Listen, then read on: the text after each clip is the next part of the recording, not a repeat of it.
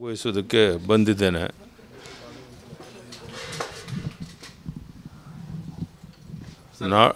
ನಾಡಿದ್ದು ಡೆಲ್ಲಿನಲ್ಲಿ ಮೀಟಿಂಗ್ ಇದೆ, ನಾನು ಹೋಗ್ತಾ ಇದ್ದೇನೆ. ಎರಡನೇ ಪಟ್ಟಿ ಬಹುಶಃ ಕರ್ನಾಟಕ ಸೇರಿ ಅಭ್ಯರ್ಥಿಗಳ ಆಯ್ಕೆ ಒಂದು ಪಟ್ಟಿ ಫೈನಲೈಸ್ ಆಗ್ಬೋದು. ಆ ದೃಷ್ಟಿಯಿಂದ ನಾನು ನಾಡಿದ್ದು ಡೆಲ್ಲಿಗೆ ಹೋಗ್ತಾ ಇದ್ದೇನೆ. ಬಹುತೇಕ ಪಟ್ಟಿ ನಾಡಿದ್ದು ಅಂತಿಮ ಆಗುತ್ತೆ ಅಂತ ಭಾವಿಸಿದ್ದೇನೆ.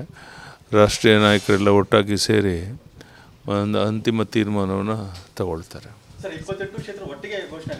ಗೊತ್ತಿಲ್ಲ, ಹೋದ್ಮೇಲೆ ಚರ್ಚೆ ಆಗುತ್ತೆ. ಬಹುತೇಕ ಇನ್ನು ಡಿಲೇ ಮಾಡಲಿಕ್ಕಿಲ್ಲ, ಎಲ್ಲ ಸೀಟ್ಗಳು ಡಿಕ್ಲೇರ್ ಆಗಬಹುದು ಅಂತ ಅಂದ್ಕೊಂಡಿದ್ದೆ. ಸರ್, ಹೊಸಬರಿಗೆ ಆದ್ಯತೆ ಸಿಗುತ್ತಾ ಸರ್?